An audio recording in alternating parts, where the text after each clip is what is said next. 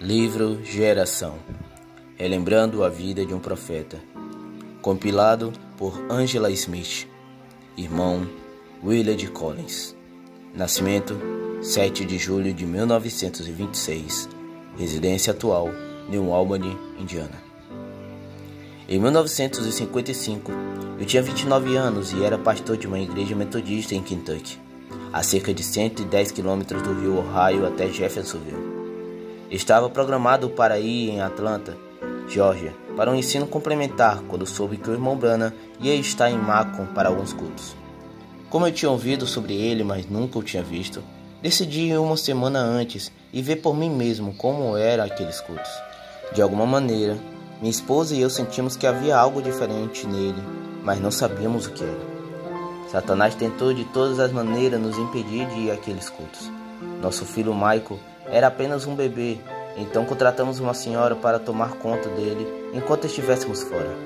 Naomi foi ao culto numa noite, depois começou a se preocupar com o bebê.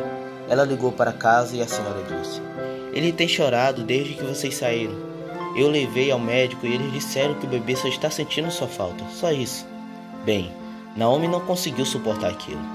Então eu a levei de volta para casa e imediatamente eu dei meia volta e retornei a Macon. Eu nem mesmo dormi, foi uma viagem muito difícil para mim.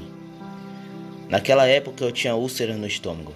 Era tão ruim que quando eu ia contratar um seguro, eles olhavam meus relatórios médicos e recusavam fechar o contrato. Eu tinha que ver se essas coisas que estavam acontecendo nos cultos do irmão Branham eram reais ou não. Depois que voltei a Macon, uma noite eu estava sentado na reunião perto de duas senhoras durante a fila de oração. Uma senhora entrou na fila e o irmão Branham lhe disse quantas vezes havia feito cirurgia. E eu acredito que ela disse que viu um médico alto que usava óculos fazendo a cirurgia. Ele disse: "Mas eles não tiveram sucesso. Você não é dessa cidade. Você é de Augusta, Geórgia. Seu nome é..." Ele falou seu nome e depois disse: "E o seu número da casa é..." E ele revelou o número da casa. Depois disse: "Jesus Cristo te curou." A senhora sentada ao meu lado disse: "Oh não, ele errou dessa vez. Eu conheço aquela senhora e ela não mora lá." Eu tive que pesquisar sobre aquilo. Então descobri que as senhoras que estavam sentadas ao meu lado não sabiam, mas 2 dias antes, a senhora da fila de oração havia se mudado para o novo endereço. Depois daquilo, eu queria entrar na fila de oração, porém todas as outras pessoas também queriam. A reunião estava sendo realizada em um estádio de futebol. Foi o irmão Bankswood que levou o irmão Branham até o estádio todas as noites. Nunca vou me esquecer que eles chegaram em um Buick, modelo de carro antigo, e não havia uma partícula sequer de sujeira no carro. Também notei que os rapazes que estavam gravando as fitas do culto estavam sentados em uma cadeira dobráveis, bem na frente da plataforma. Eu tinha uma cadeira dobrável em minha caminhonete, então a peguei e me sentei lá na frente junto com eles. Naquela noite, o irmão Branham orou pelos enfermos e deixou a plataforma para orar por algumas pessoas que estavam em cadeiras de roda e em macas. Quando ele passou por trás de onde eu estava sentado, com os rapazes que gravavam as fitas, ele parou e colocou a mão em meu ombro e disse: "Pai, cure-o. Ele também está doente." E continuou andando. Quando ele voltou à plataforma, ele disse à audiência: "Vocês provavelmente não puderam ver, mas o anjo do Senhor me guiou a cada pessoa onde fui quando saí da plataforma." Naquela noite, eu comprei um hambúrguer com bastante cebola e comi, e tenho comido assim desde então. Na frente de toda a audiência, perto da plataforma, estava cheio de macas e cadeiras de roda, quase que como se tivesse acontecido um desastre terrível. Como uma tempestade, muitas pessoas tivessem sido feridas. Eu gostava de chegar mais cedo todas as noites, e uma noite eu os vi carregarem para dentro um velho senhor, um homem negro, com uma cama de campanha. Fui até lá para conversar com ele e descobri que ele estava acamado há 17 anos. Seus braços eram muito finos, era somente pele e osso. Naquela noite, no final da fila de oração, o irmão Branham se virou para o velho senhor e disse: "Você gostaria de se levantar dessa maca?" Ele respondeu: "Sim, senhor." O irmão Branham disse: "No nome de Jesus Cristo, levante-se." Ele jogou as pernas para o lado da cama e 2 homens o ajudaram a se firmar. Você sabe como é se já teve que ficar em uma cama por uma semana. Você não consegue andar. E ele tinha ficado numa cama por 17 anos. Ele andou por aquele campo de futebol e eu não creio que ele tenha voltado jamais a ficar sobre uma maca. Depois daquelas reuniões, voltei a Atlanta para frequentar a escola de pastores da Universidade de Emory. Por ter sido fundada sobre os ensinamentos de João Wesley, você poderia imaginar que ela fosse uma escola espiritual, mas o professor já começou negando a divindade de Jesus Cristo. Um dia ele se levantou e riu dizendo: "Você pode imaginar o irmão Noé com 500 anos na flor da idade? Isso é um absurdo.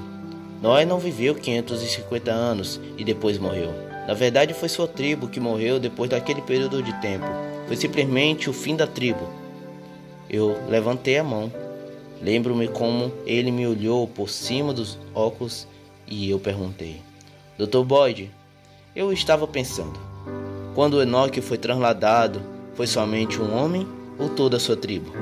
Havia provavelmente 150 ministros na sala e eles riram muito. É claro que o Dr. Boyd não tinha resposta para essa pergunta. Pouco tempo depois daquilo, eu saí da igreja metodista e nos mudamos para Charlottetown, Indiana, a poucas milhas ao norte do tabernáculo em Jeffersonville. Conheci o irmão Banks Wood em Macomb e eu tinha muita consideração por ele. Depois que eu me mudei para Charlottetown, um dia fui vê-lo. Ele era vizinho do irmão Branham na Alameda Erin, e entre as suas casas havia um grande campo. O irmão Banks estava cortando a grama do campo quando cheguei. Ele parou e se aproximou para me dar um aperto de mão. Havia outro homem roçando junto com ele. Estava sem camisa e cortando a grama. Era o irmão Branham. Quando ele veio até onde estávamos, o irmão Banks Wood disse: "Irmão Billy, esse é aquele pregador metodista que foi curado na reunião em Macomb." Ele desligou o cortador de grama, estendeu a mão e disse: "Então você é aquele pregador metodista?" Respondi: "Sim, senhor, mas estou saindo da igreja metodista." Ele interrogou: "Ah, é?" Como se estivesse chocado. Eu disse: "Sim, senhor." Ele aconselhou: "Bem, vou lhe dizer como fazer isso. Seja o mais pacífico possível, eu estarei orando por você." Antes de sair, pedi-lhe que orasse por minha esposa porque ela não estava se sentindo bem. Ele falou apenas 1 minuto e disse: "Junte-se a mim em oração por sua esposa. Ela tem artrite reumatoide e é do tipo degenerativo. Aqui está ela hoje, com quase 80 anos de idade e ainda é capaz de se locomover." Depois daquilo, o irmão e a irmã Branham e o irmão e a irmã Wood vieram até nossa casa para um jantar. Tivemos que comer do lado de fora em uma mesa de piquenique, porque não havia espaços para todos em nosso pequeno trailer. Naomi estava nervosa e tinha arrumado tudo da melhor maneira possível. Sentamos à mesa de piquenique e o irmão Branham orou agradecendo. Depois disse a Naomi: "Irmã, só está faltando uma coisa." Ela pensou: "Oh meu Deus, o que eu esqueci?" O irmão Branham disse: "A salada, lua de mel, só alface."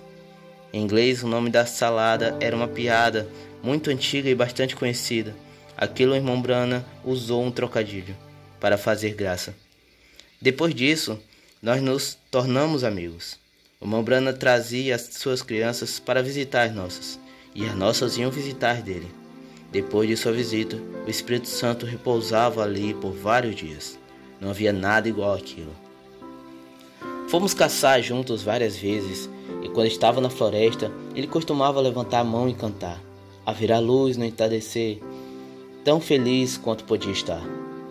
Em certo ponto, decidi que como eu estava tão errado na igreja metodista, eu deveria sair do ministério completamente. Eu não havia contado para ninguém, mas estava pensando sobre isso. Numa manhã, o irmão Branham, o irmão Banks e eu fomos tomar um café da manhã em um restaurante em Campbellville, Kentucky. A garçonete veio e nos trouxe o cardápio, e quando ela saiu, o irmão Branham comentou que ela era uma senhora da igreja metodista. Quando ela voltou, ele perguntou a que igreja ela pertencia, e ela confirmou que era uma metodista. Aquilo chamou muito a minha atenção, já que ele nunca havia visto antes. Depois fui pagar a conta e vi que os caixas eram membros de cada uma das igrejas que eu costumava pastorear. Ele me reconheceu e me perguntou: "Irmão Collins, você ainda está pregando?" Eu disse: "Oh, de vez em quando." Fomos para fora e o irmão Branham disse: "Irmão Collins, Sabe aquele sentimento estranho que você sentiu em seu coração quando aquele rapaz perguntou para você se você ainda estava pregando? Isso significa que você ainda deveria estar pregando. Depois ele disse: o que você acha de falar para nós no tabernáculo, na escola dominical? Respondi: obrigado, irmão Branham. É muita gentileza sua, e rejeitei. Mas quando ele me levou para casa, ele me perguntou novamente: irmão Collins, você oraria sobre o assunto referente a falar na escola dominical e me ligaria? Aquela foi a primeira vez que eu preguei no tabernáculo. Assumi a função de pastor no final de 1969, auxiliando o irmão Ormond Neville até sua morte em 1974. Após sua partida, fui eleito pastor do Tabernáculo Branham. Ao longo dos anos, fomos a todas as reuniões que pudemos. Estivemos nas reuniões de Chicago na Arena Marigold em 1963. Era um lugar normalmente usado para o boxe e jogos de luta livre. O irmão Branham já havia nos falado como deveríamos nos comportar dentro da igreja, entrando em silêncio e orando ou lendo a Bíblia antes do culto. Quando chegamos, as pessoas estavam conversando e rindo em todos os lugares, como se fosse uma brincadeira.